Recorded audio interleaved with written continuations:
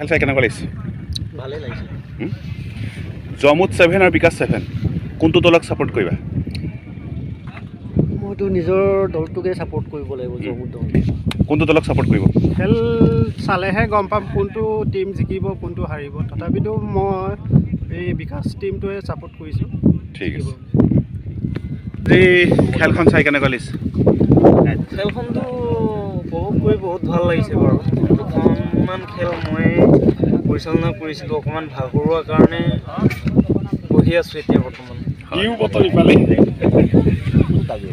দিলীপ কাই কেনেকুৱা লাগিছে খেল চাই? ভালেই পাৰিছে, ভালেই। ছাৰ কিমান আশাবাদী গাঁৱৰ টিমক লৈ?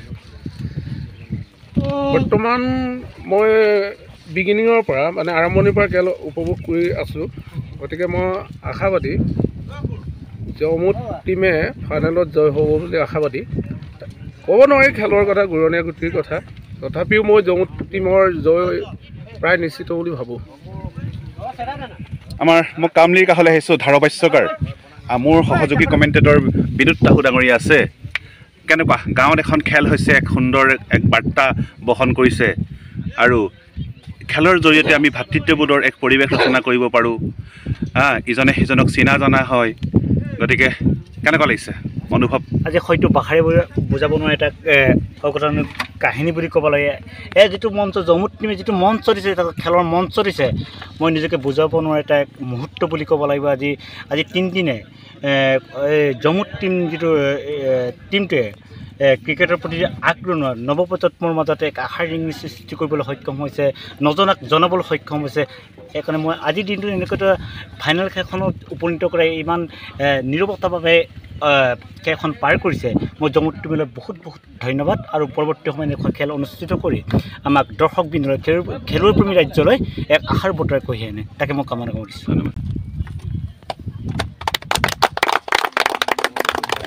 আমাৰ মাজত উপস্থিত আছে তিয়ক বাংকে আগমকে বাঙৰ সম্পাদক ভৱকান্ত তাহু ছাৰ। তেওঁক এখন ফুলাম গামোচাৰে আদৰণি জনাবৰ বাবে বলদা তাইক অনুৰোধ জনাইছোঁ।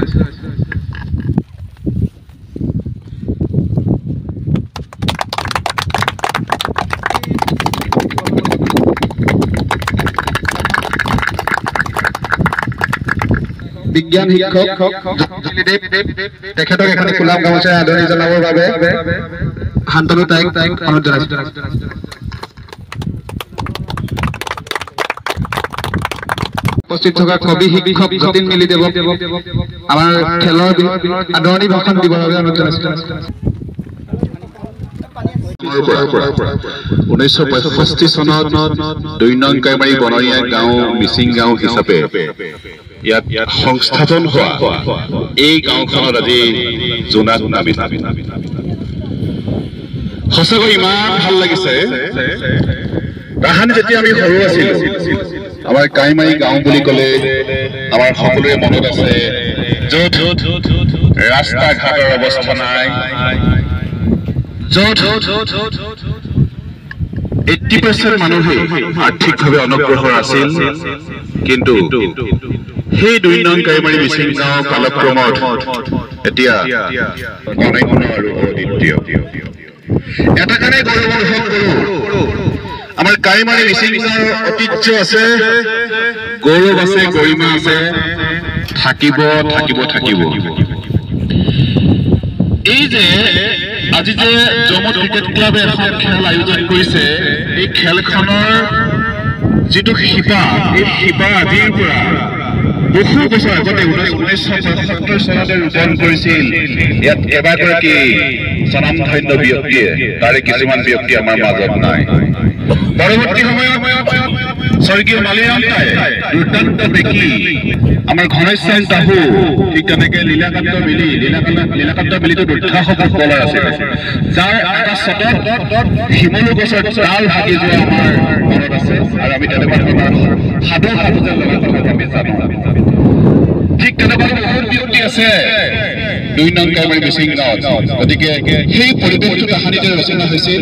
আজি আমি তাৰ ফলবোৰ খাইছোঁ, কাৰণ আমাৰ উদীয়মান প্ৰজন্ম আছে, উজ্জ্বল মিলি, আমাৰ বিতু তাহু, উতুকন তাই, শান্তনু তাই, আমাৰ চম্পলাল মিলি আদিৰ দৰে নৱপ্ৰজন্ম আছে তোমালোকৰ হাততে দায়িত্ব আছে গাঁওখনক সকলো দিশতে আগবঢ়াই নিয়াৰ আৰু তোমালোকেও গান গালি দায়িত্ব গ্ৰহণ কৰিছা সেইকাৰণে আমি গৌৰৱ অনুভৱ কৰিছো আৰু জীয়াই থকাৰ শেষ মুহূৰ্তলৈকে আমি গাঁৱৰ কথা ভাবিম গাঁৱৰ কথা চিন্তা কৰিম আমাৰ গোটেই শৰীৰটোত কাই মাৰি এটা সুবাস আছে গতিকে সেই সুবাস ভৱিষ্যতে ধৰি ৰাখিব লাগিব আৰু ধৰি ৰখাৰ দায়িত্ব এই নতুন প্ৰজন্মসকলৰ গতিকে যথেষ্ট ভাল লাগিছে ভৱিষ্যতে অহা বছৰ আমি অলপ আগতীয়াকৈ খেলাম আমি থাকিম অৱসৰ থাকিব আমাৰ জয়গুৰাম টাইচাৰ থাকিব ইন্দ্ৰেশ্বৰ টাইচাৰ থাকিব আমি থাকিম আৰু বহুত তেনেকুৱা ব্যক্তি আমাৰ ৰাজীৱ মিলি থাকিব ৰাজীৱ মিলি এসময়ৰ অলৰাউণ্ডাৰ আছিলে যি যিকেইটা ছিক্স মাৰিছিলে সেই ছিক্স আন বেটছমেনসকলে পৰা নাছিল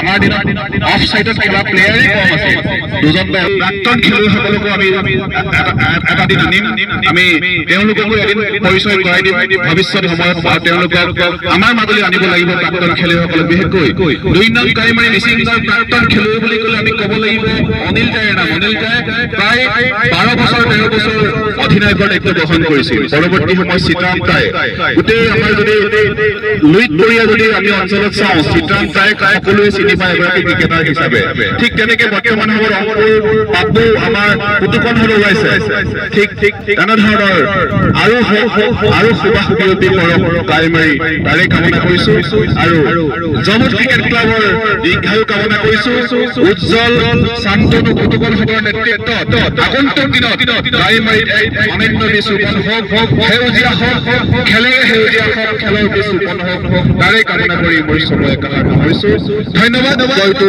জমুট ক্ৰিকেট ক্লাব